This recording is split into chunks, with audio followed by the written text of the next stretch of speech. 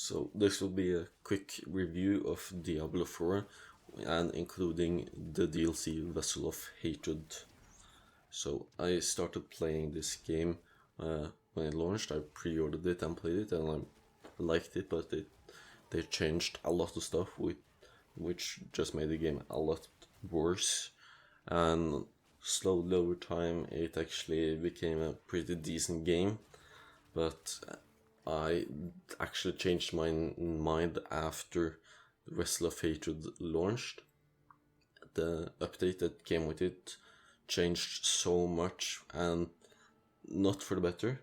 The how you level up is a bit different but still the same. But the worst is the difficulty, because before you could easily just go into hard and then you had to complete a dungeon and then you could play the harder difficulties, and then every enemy was at a set level, so it felt like a good game because you became stronger and stronger, but they were still the same, which was really good. And that's one thing I don't like about Diablo 4, that is that the difficulty scales. So you're level 30, enemies are like 28, 27, and it ruins the game. And the older games did not have it, so you could say that they were better, but before the Vessel of Hatred update, it was so much fun to play it. And there's also a skill tree in the games. Compared to the old games, it's a pretty big change. Now you get to choose more than just take the best thing. Now there's actually choice, and you have to create builds, and you use items and affixes to just make them better, and just maximize your build. And this you do throughout the game, and before it was much better to make stuff, and now it's a bit harder, I feel like. So the story is also kind of mixed. The Diablo games are not known for the best story, but Diablo 4 at least has better story compared to Diablo 3. And the DLC I will talk about a bit later is actually pretty good.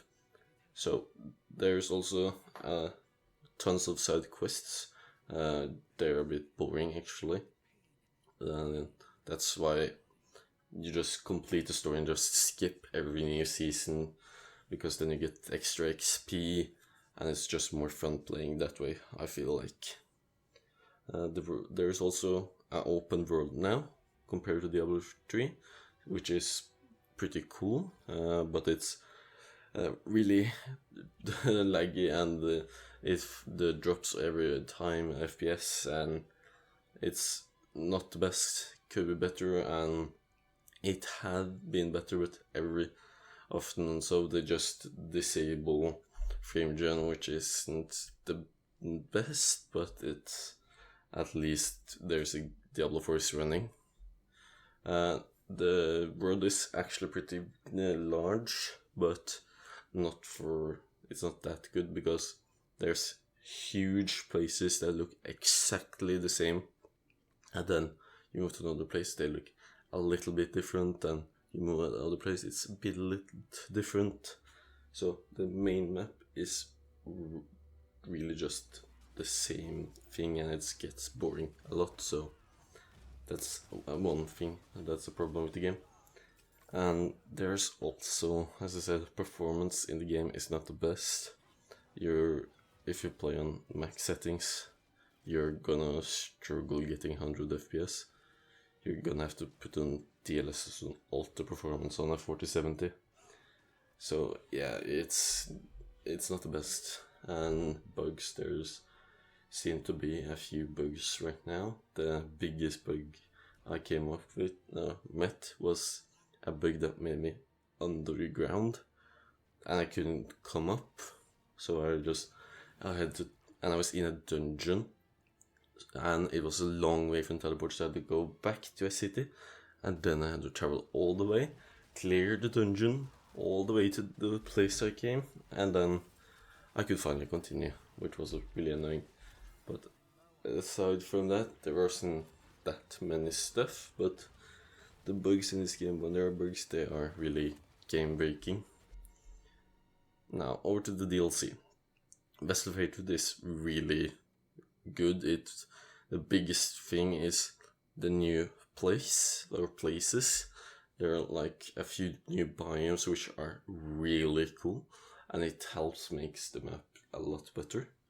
The only problem is that sometimes there's walls. I hope it's just one of the story mission, because I haven't traveled there again after that. It was just like tons of walls that stop you to destroy them, and there are jungles, deserts, like not so like death swamp or whatever you want to call it, which are really cool and best aspect of the DLC.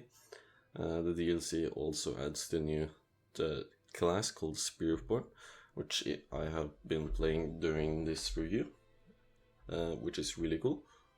And there are also others, but I have not played this with the new DLC. I have played most of the other classes though. But there also the Vessel of Hatred had an update with it, and which is really good some places, but other it's terrible. But the story of the Vessel of Hatred is really good. I would say it's a lot better than the main story. It's some people say it's really short, but for me, I spent around 15 hours playing it, which was pretty good for the money. But it's not the best. But the best thing is a world, as I said, and because this is a live service game with battle passes, you're meant to be playing it a lot, and having just that much extra diversity to the map is really good. And it's also much denser with enemies, so it's really much easier to level up there than the other places.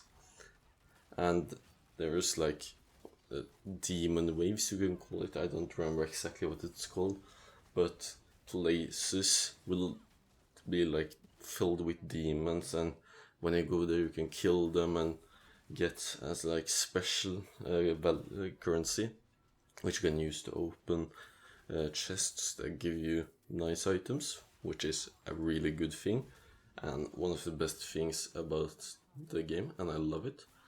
There's also like dungeons you can continue. There's something called a pit, which I have never gotten to because it's really late game. And you have nightmare dungeons, and you also have something new that's like you go into a portal and you clear like a few floors, and you get the rewards, which is really nice. And there's also another one that's a lot like it. You use like a portal equipment, and then it will open a dungeon, and there's like you kill these enemies, and then you get to choose an upgrade, and then you get special reward from it, and then you continue, which is really cool about the game. And there's also a battle pass, which have really cool skins, and they're really easy to level up, and it takes really quick time to do it, and some seasons are really long and others are a bit short, but you won't struggle getting to max. And I'm pretty sure you don't even get the new battle pass when you buy a pass, which other games do, which is something that's not that great. And there's also a shop with many items and stuff, and they are really awesome, but they are really fucking expensive.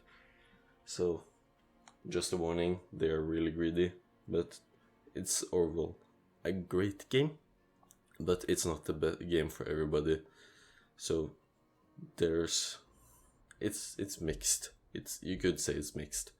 There's lots of good things, but there's also a lot of bad things, so I really hope to just fix the things they have messed up after the last update, so hopefully the game's gonna be the best it has ever been.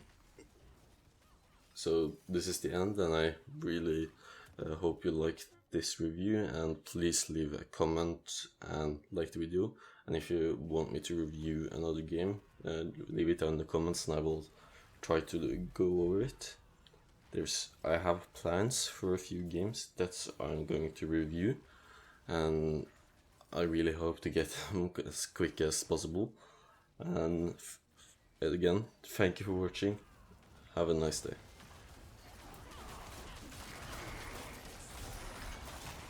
Need more time.